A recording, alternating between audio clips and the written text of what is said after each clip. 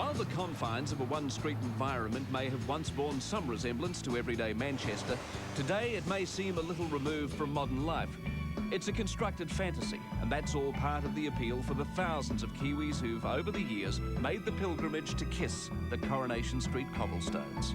There was a time when they had specific tours. They came from halfway round the world to these studios. Those tours were led, of course, by none other than Selwyn Toogood. There it is, chaps. Ahead of us, Granada TV Studios. The first Too Good to Be True tour took place in 1971, and the response was so positive that many more followed. This is my 9th visit to Coronation Street, and this is the first time it's rained.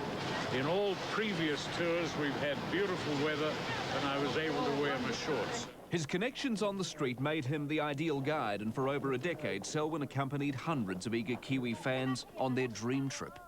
It's been one of the thrills of my life, and I've had quite a few. It's been a chance in a lifetime. I just can't believe it. I really can't. Good girl. Selwyn possibly has the most enviable personal collection of Coro-related photos in the whole of New Zealand. What is it about the street that appeals to you and appeals to other people, do you think? I think because the storyline is so good, the acting is so good, and the writing is so good. Of course, the street itself over the years has changed very, very little, but as far as the characters and the storyline go, in the past 5 years there have been major shake-ups.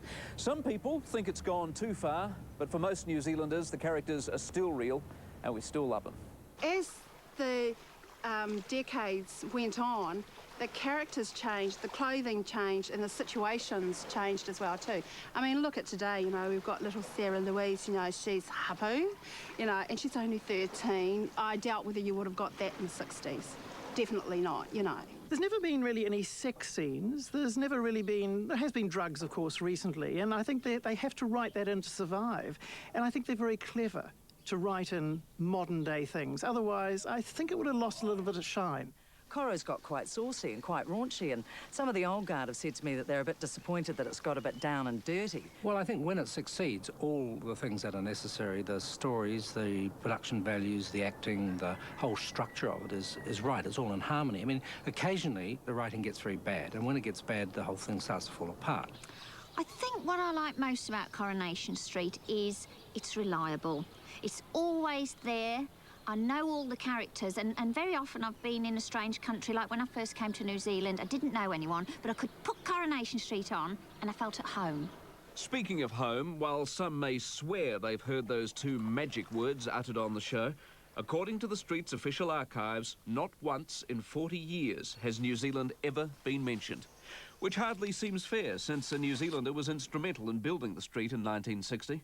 Eric Price was working as a director at Granada when the idea for a specifically regional drama was first mooted. He was aware that a young Tony Warren had been working on a script. He used to descend on my doorstep every Sunday morning so that I would criticize and help him construct this, what I thought was dreadful serial called Florizel Street.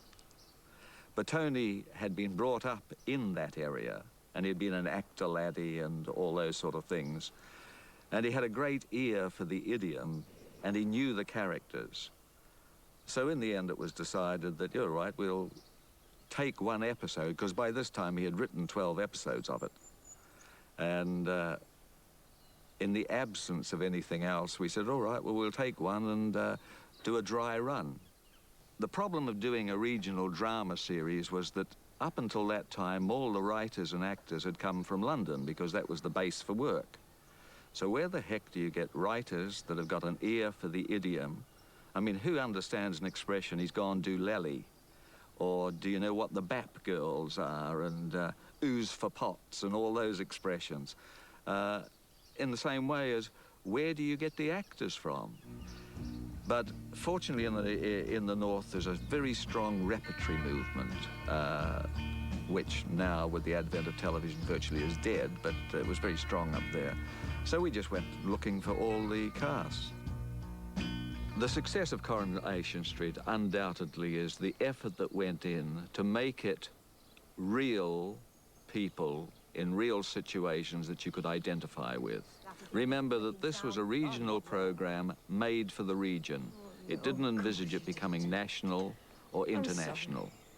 Had we started the other way round and thought, OK, this is going to go international, we'd have probably done a glossy type of program which would have been totally different. And New Zealanders will be eternally grateful that the creators did strike the right formula, thereby keeping us entertained over the decades with superlative wry northern humour. What's that lipstick taste of? Woman, Stanley. Woman. Marvellous news in the newspaper. Rod Stewart's getting his hair cut. And hanging could be on the way back.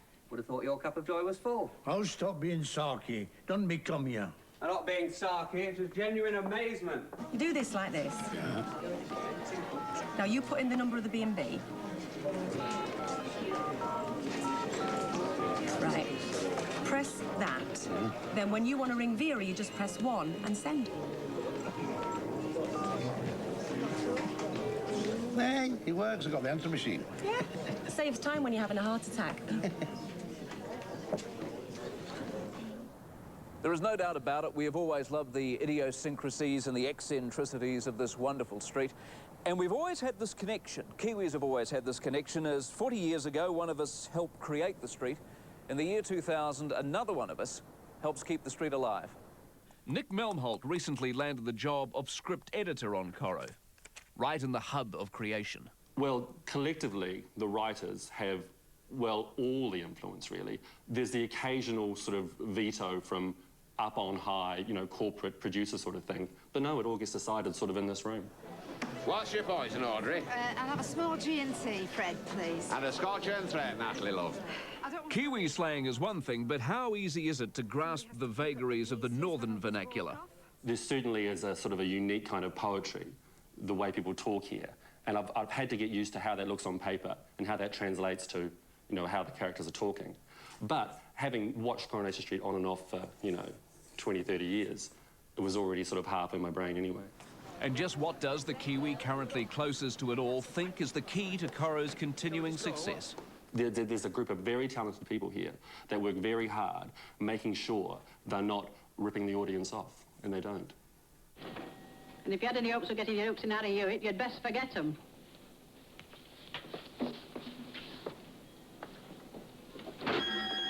He's not going to choose mutton when he can get spring lamb. I'm sorry, you've lost me. He's simple enough. Bella's the one that brought me up. But this is my mum and dad. Ma'am, did you know all this?